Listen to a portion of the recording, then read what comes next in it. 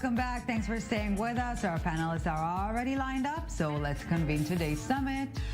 And allow me to introduce our distinguished panelists for this evening. Carissa Witt, founder and executive director of Signal. Dr. Gedalia Afterman, head of the Asia Policy Program at the Abba Eban Institute for Diplomacy at the Rahman University. And Bradley Bowman, senior director at the Center on Military and Political Power, the Foundation for Defense of Democracies. Hello all, and thank you so very much for joining us this evening. And today's topic, after cementing his rule for at least another decade, what will Xi's China look like? Let's take a closer look and pick up the conversation right after. China's president, Xi Jinping, has secured an unprecedented third five-year term as the leader of the Chinese Communist Party, or CCP, making it all but certain he will also cement a third term as China's president come the government's legislative sessions in March of next year. The CCP also announced its 7-member-strong Politburo Standing Committee, the equivalent of a presidential or prime ministerial cabinet stacked with Xi loyalists. Absent from the lineup is a clear successor to Xi, with the Standing Committee's youngest member now 60 and a median age of 65 years old, a sign that Xi has no plans in stepping down anytime soon, as Xi scraps his predecessor's collective leadership model and ascends to become China's most powerful leader since Mao Zedong. Has China returned to one-man rule? What are the global implications? So let's get to it. Maximum Xi. Is Xi Jinping the strongest man in the world at this point in time? As always, we begin with a quick fire round of 30 seconds each and pick up the conversation right after. Carissa Witt, please take the lead. It's absolutely arguable that he is the strongest leader in the world. Not only has China's tech strength increased notably, but also militarily and global reach. And he's constrained by the limits of the checks and balances that you have in a democracy by term limits. He now has his third term and likely leader for many years to come, given the fact that he's heading 1.4 billion people and a huge treasury. He looks like the absolute strongest leader in the world. Dr. Gedalia Afterman, your 30 seconds are on. I would say that he's not yet the strongest leader in the world, but I think the changes that we're seeing around us, the international changes, are leading him in that direction. First of all, we've seen Putin become much weaker because of the war in Ukraine, and we also see instability and unpredictability in the U.S. system. So if we talk in 2 or 4 years, I might say that he is the strongest leader in the world. Okay, I'm marking it in my calendar to circle back to your 2 to 4 years. Last but not least, Mr. Bradley Bowman, your take? He's certainly the most powerful man in China, and he's a heck of a lot more powerful now than he was a few weeks or a few months ago. It's worth noting what he's using this power for. He's using this power to consolidate his personal autocratic rule. He's using this power to consolidate the control of the Chinese Communist Party over China, and he's using it to implement a more aggressive foreign policy and to establish more control over the Chinese economy. So I think now more than ever, we have to put aside the fiction, the idea that there's such thing as a private Chinese company, and we have to get ready for aggression in the Taiwan Strait. In my view, that is more likely now than it was before. Okay, and we'll get to all of these topics in a split second, but let's begin. And obviously, feel free to interact from this point onwards with the basic question. Will Xi's third term be about continuity, hence a certain level of predictability, or about reforms? Carissa. If we're talking about continuity with respect to Xi Jinping continuing to tighten and have more control over the economy, over the people, over education, over the culture, yes, that will continue. If we're talking about continuity in economic control with tightening and more regulation with respect to the private sector, I have to agree with the former speaker that we will see more and more socialist-oriented economic goals. That was stated in Xi's speech. I don't see reform as the reform and opening that was the concept of Deng Xiaoping. That seems to be in reverse. Mr. Bowman, this element of predictability, is it a bit alarming from Beijing's standpoint? I think in the past we've seen Beijing pursuing a policy of biding time and hiding their strength. As my colleague Craig Singleton has published recently, in some ways what we're seeing is a gift to the world because they're no longer really hiding their strength and hiding their motives. They want to remake the international order in Beijing's authoritarian image, and they're willing to use force to do it. He explicitly said, they are willing to conquer Taiwan with force if necessary. So if that's not a wake-up call, I don't know what is. And as Ukraine teaches us, deterrence is a heck of a lot cheaper than dealing with aggression that we could have avoided in the first place. And Dr. Afterman, what is China's main concern now? Is it the same main concern Xi has at this point in time? Yeah, I think China's main concern is the well-being of the Chinese people. I think Xi's main concern is his own leadership, the leadership of the Communist Party, and making China, great again, returning China to its leadership role in the world. Now, there's some connection between the two, but I think the priorities are different. And I think Xi will be willing to sacrifice some of the Chinese people well-being to push his ideological goals forward. And just to say something about reform, I think this term Xi will be a reformer, but perhaps not in the sense that we're hoping for, right? Not opening up to the West, but it will aim to change China quite a bit. If he wants to achieve his dream of making China the world leader, China has to overcome many, many challenges. And him bringing together a lot of power in his own hands will, he hopes, allow him to achieve that. Whether or not that works, I'm not so sure, but that's what he's trying to do. He's trying to really transform China. Well, before we discuss the way things are looking from the west side of the divide, let's dive in further into Beijing. This new Politburo policy, rather loyalty over quality. Any prospects of an internal uprising within the party ranks, or any chance of that is simply demolished by this new outline of the Politburo, Carice?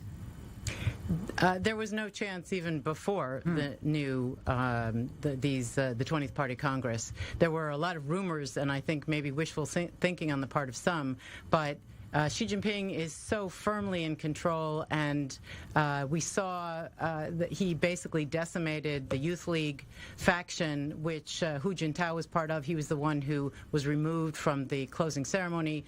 Li Keqiang, the current premier, he's leaving. The two Politburo members who were part of that faction are leaving. So I think we can say that there's no chance of any even whisper of disagreement internally. And Dr. Afterman, you've mentioned Russian strongman Putin in your opening remarks. Closely watching, obviously, what is going over Putin at this point in time. Let's put it that way. Perhaps that will be more accurate. Putin's miscalculations.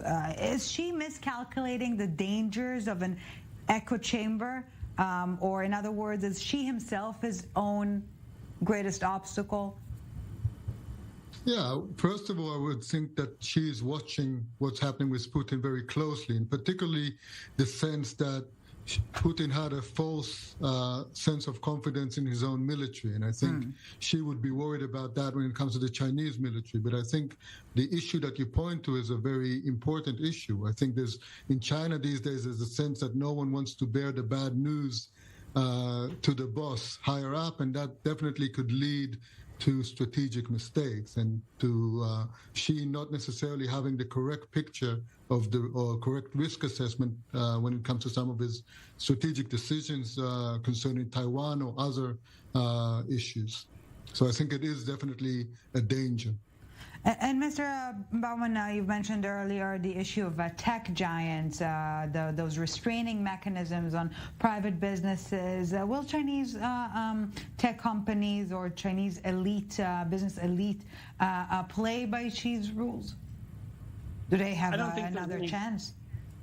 I don't think there's any question that they will. They largely already are. You know, for too long in the West, I'd say both in the United States and, dare I say, in Israel, we've had this idea of private Chinese companies. I think that's been a fiction for quite some time. Every company, I would argue, is either already working for the Chinese Communist Party or is one phone call away from doing so. Do we really believe there's any CEO in China that would say no to the Chinese Communist Party? And I think that was true a year or two ago, whether we realized or not, and it's more true now. And we better wake up. Otherwise, we're going to continue to see the theft of intellectual property that's going to be used for a whole number of reasons, including building Chinese state champions. They're going to put our businesses out of business and to build the combat power of the People's Liberation Army.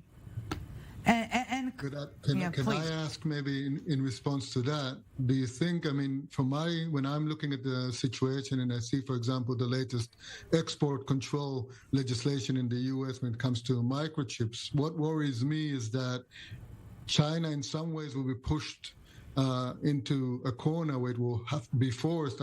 If you ask me, I think China will be able to achieve technological capabilities with or without the West. It might be delayed 5 or 7 years, but if we in 10 years reach a situation where China reaches, has this technology, has these capabilities, and the U.S. has no leverage over it, and the West has no leverage over it, what do we do then? So when I'm looking at it, I think this kind of zero-sum game on technology is quite problematic from a Western strategic viewpoint. So I'm interested what you both think about If that. I can jump in and just say, I think that China was on its way. It's been talking about self-sufficiency and independence for years, and certainly over the last 2.5 years. China was going to do it anyway. Yes, this may push the leadership to ramp it up, and we have seen, even before this the chip restrictions, we've seen a huge amount of investment by China into the effort of developing chips. So I think this is inevitable, and the U.S. really needs to work at upping its game, as opposed to, I mean, it's one thing to try to hamper China, but if it doesn't also run faster, as I think Jake Sullivan put it, then it's going to lose the game. There's no question about it. Xi Jinping, as you said, Gedalia, is looking to make changes to turn China into a successful socialist country. And I think when we're asking, what is his biggest challenge, I'm not sure how he's going to square that circle. Because if you, historically, socialism has not brought the kind of economic strength that it requires to be a superpower. So I think that's going to be his biggest challenge. Bradley Bowman, in the little time we have left, your concluding remarks for this part of the conversation? I think we need to avoid strategic narcissism where we say that everything is a reaction to us. I think we need to remind ourselves, as H.R. McMaster said, that sometimes others have agendas and that they're pursuing regardless of us. I think the Chinese Communist Party agenda is clear. It's a matter of how we respond. And I would agree that the U.S. needs to up its game, but there's also a suggestion I hear in some of my counterparts of false choice. Of course, we need to up our game, but we also need to be honest about what China's doing and not help them do it. And on that note, we will conclude the first part of our conversation, and we'll continue from this point exactly right after the break, as we wonder, is she good or bad for the West? And the answer might not be so intuitive as you may think. So we're taking a very short break, but Carice with Dr. Gedalia Afterman and Mr. Bradley Bowman are all staying with us, so do not go anywhere. Welcome back to the summit. Still with us, Dr. Gedalia Afterman, Mr. Bradley Bowman, and Ms. Carice Witt. Thank you so very much for staying with us. We're also staying on topic, but taking it from a different outlook. Instead of China's challenges, the challenges for or of China. So let's take a listen to the latest on Taiwan and pick up the conversation from there. We know of your difficult situation regarding your neighbor China and hope to learn more during this visit. We have noticed the threats by China, most recently in the comments made by President Xi during the Communist Party Congress. We have observed the reactions by China to Nancy Pelosi's visit, and we have seen the consequences of China's influence in Hong Kong. From our perspective, Taiwan is standing at the center of the competition between systems, and I'm not only talking about verbal attacks on Taiwan, but about a real military threat that we must not underestimate. So let's get to it with another quick fire round of 30 seconds each. Is she good or bad for the West? Mr. Bowman, please take the lead. I think his policy, particular toward Taiwan, is fundamentally bad. It's bad because he's trying to change the status quo. The status quo, from the U.S. perspective, is that we resolve the issue of Taiwan peacefully and not by force. And yet he has refused to take force off the table. And that is fundamentally destabilizing. And that is forcing the United States to respond in a way to help Taiwan defend itself. And if China and the United States are going to end up at war, it's most likely going to occur in the Taiwan Strait. And that won't be because of American aggression. That'll be because of aggression from Beijing. With Carice Witt, maybe the glass half full or the good side of things, that the masquerade is over, it's all out? I think that the strategic ambiguity that the U.S. maintained over the last few decades has been very successful, and that it's not gone fully. And I think that the Chinese would like that to remain. China would like to have the opportunity to continue to win Taiwan over through peaceful means and not feel compelled to go to war. And I think that we want to see the same thing. It's going to be a very complicated issue to address, but strategic ambiguity is definitely at the heart of it. Dr. Idalia Afterman, your thoughts? I would say that she is probably worse or more bad than good to the West at the moment. His foreign policy is rooted in a sense of Western decline, especially American decline, and that being an opportunity for China, for Beijing to become a world leader. But we have to remember that the West, and especially the United States, has agency. If the U.S. presents itself as strong on the one hand, but on the other also offers cooperation on some areas to Beijing, that could change. Well, as always, the debate is getting most interesting when all three of you interact in my absence. Brilliant minds don't need a graceful vase at most times. So, Mr. Bowman, let me ask you clearly, is a military confrontation between the U.S. and China just a matter of time? I fear that it may be, not because of anything the United States is doing, but because of Beijing's policy, as has been underscored in the last week. They are determined to establish totalitarian control over Taiwan, and the United States has a core interest, I would say, in preventing that from happening. They are saying that they are willing to do it with force, and they are putting together the military means to do so. That is the essence of a threat: intent and capability. They have the intent, and they're building the capability, and it may just be a matter of time. What will change that is what the steps the U.S. and Taiwan take now in the next few years before something potentially happens as early as 2027. And Carice, ahead of midterms, as U.S. Congress is considering the Taiwan Policy Act, rather post-midterms, are we talking between tough and tougher American stance vis-a-vis China? I think the smart thing and what will actually happen don't necessarily coincide. Tougher, I think deterrence is the name of the game, and showing strength is definitely a core weight for deterring any difficulties over Taiwan.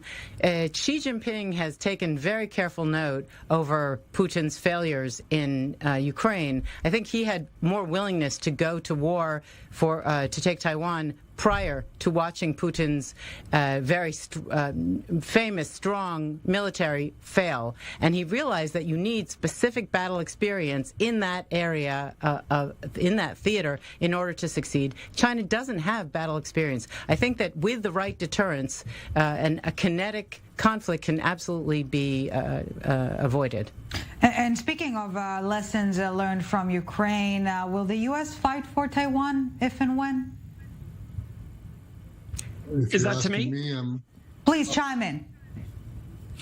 Well, I'll say that I'm not convinced yet. I think that